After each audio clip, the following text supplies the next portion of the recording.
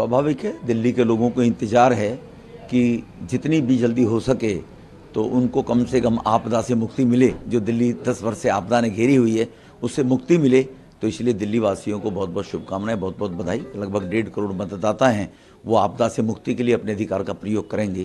तो election commission निष्पक्षता के साथ में जैसे काम कराता है उसी तरीके से कराएंगे।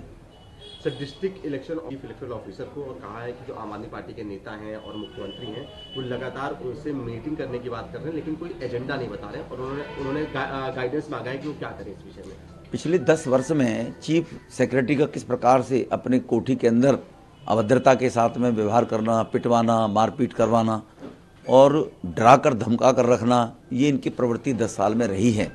अभी भी अधिकारियों पर प्रेशर बनाने की कोशिश करते हैं। अभी भी हमारे यहाँ दयाल कैंप है एक, वहाँ पर एक जल बोर्ड के अधिकारी से अगर वो नाला साफ करने की हमने कह दी, उसका रातों रात सीईओ जल बोर्ड से कहकर और तबादला करा देना, संडे के दिन ऑर्डर करना एक जल बोर्ड के अधिकारी का। जब मैंने कल फ़ोन किया मुझे पता लगा वो अधिकारी का तो वहाँ से ट्रांसफ़र हो गया है जी। तो इस प्रकार की जो हरकतें कर रही हैं कि तुमने 10 साल कुछ किया नहीं, तो इस प्रकार के लिए इलेक्शन कमीशन को इस बात के लिए संज्ञान लेना चाहिए और अधिकारियों को बल देना चाहिए कि वो ईमानदारी के साथ में काम करे, किसी के दबाव में आकर काम ना करे। आम आदमी पार्टी के संयोजक हैं मनीष सिसोदिया के घर पे सीबीआई की रेड होने वाली है। देखो, इनकी प्रवृत्ति है, इनको मालूम है कि जब भी कोई ऐसी हरकत होती है, इनको मालूम है हमने कुछ गलत किया है, तो एक विक्टिम कार्ड ये लोग खेलते हैं। पहले से, बहुत पहले से केजरीवाल को मालूम तक शराब में घोटाला किया है, ये मुझे गिरफ्तार कर सकते हैं, मुझे फिर इसी प्रकार से एजुकेशन का है, फिर ट्रांसफ़र का है। तो ये विक्टिम कार्ड खेलने का इनका एक नौटंकी करके घड़ियाली आंसू बहाते हैं। रात भी देखा होगा आपने कि मुख्यमंत्री जी किस प्रकार से घड़ियालू आंसू बहा रही हैं। मुख्यमंत्री जी को ये स्पष्ट करना चाहिए कि अपने पिताजी के वो जो अफजल गुरु के प्रति उन्होंने याचिका दायर की है उस पर वो निंदा उनकी करती है, समर्थन करती है, ये क्लियर करें वो।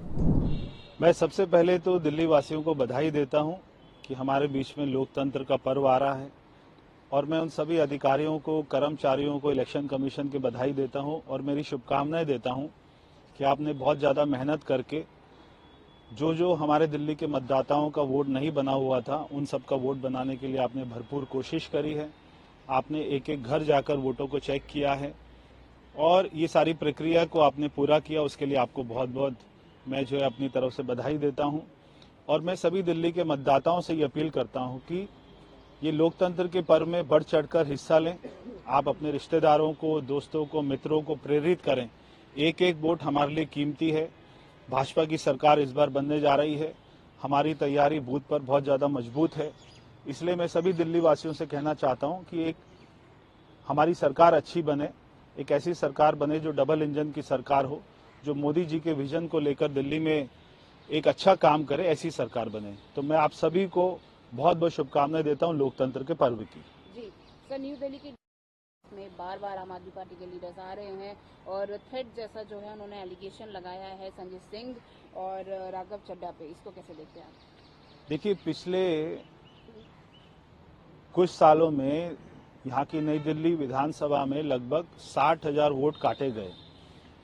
जो दिल्ली के मुख्यमंत्री रहे वो यहाँ से विधायक भी रहे और उनकी आंखों के नीचे ये सब कुछ होता रहा। जब मैं यहाँ पर आया और मैंने कार्यकर्ताओं से, लोगों से बात किया तो उन्होंने बताया कि पिछले लोकसभा चुनाव में उनका वोट कट गया था। तो बीजेपी के लोगों का चुन चुनकर जो दिल्ली के मुख्यमंत्री रहे अरविंद केजरीवाल ने वोट काटा था और लोकसभा में वो सारे अपना वोट नहीं डाल पाए थे। जब इलेक्शन कमीशन ने यहाँ पे एक एक घर में जाकर पहचान करी कि किन लोगों का वोट कटा है, लोगों ने अपील किया, लोगों ने फॉर्म भरा, उसके बाद में ये प्रक्रिया जब हो गई है तो अरविंद केजरीवाल को अपनी जमीन खिसकती हुई नजर आ रही है। वो यहाँ के जो हमारे एआरओ हैं और जो डीएम हैं वहाँ पर एक जो है प्रेशर बना के रखे हुए हैं। रोज वहाँ पर राघव चड्ढा पहुँच जाते हैं, संजय सिंह पहुँच जाते हैं, उनके साथ में गाली गलौज करते हैं, उनको धमकियाँ देते हैं कि हम आपको देख लेंगे, ऐसी धमकियाँ उनको मिल रही हैं। तो ये बहुत ही दुर्भाग्य की बात है। आपको जनता का जो भी मैंडेट हो उसको स्वीकार करना चाहिए। देखिए, चुनाव जो है वो लोकतंत्र का महापर्व है और हम सब लोग इस बात की प्रतीक्षा कर रहे थे। आम आदमी पार्टी का एक एक कार्यकर्ता पहले से ही चुनाव मैदान में है और अरविंद केजरीवाल जी की गारंटियां घर घर तक पहुंचा रहे हैं हमारे कार्यकर्ता। 2100 रुपए की महिला सम्मान राशि, संजीवनी योजना जिसके तहत 60 साल के बुजुर्गों को, उससे ऊपर की उम्र के बुजुर्गों को फ्री इलाज, चाहे वो प्राइवेट हॉस्पिटल में हो या गवर्नमेंट हॉस्पिटल में हो। तो मैं समझता हूं कि जिस तरह से पिछले 3 बार में दिल्ली की जनता ने अपना प्यार और आशीर्वाद अरविंद केजरीवाल जी को दिया, प्रचंड बहुमत से इस बार भी अपने प्यार और आशीर्वाद और अपने वोट की ताकत से केजरीवाल जी को मुख्यमंत्री बनाएंगे दिल्ली के लोग। और आम आदमी पार्टी का कार्यकर्ता, एक एक कार्यकर्ता इसके लिए तैयार है। चुनावों को लेकर कांग्रेस की तो अच्छी तैयारी है, हम लोग बहुत पहले से अब की बार लगे हुए हैं। और एक तो ये भी था क्योंकि हमारे सिटिंग विधायक नहीं थे और कॉर्पोरेटर भी कम हैं, तो स्वाभाविक है कि कई जगहों पे जहां आदमी का चुना हुआ प्रतिनिधि होता है वो तो पहले से तैयारी करता है।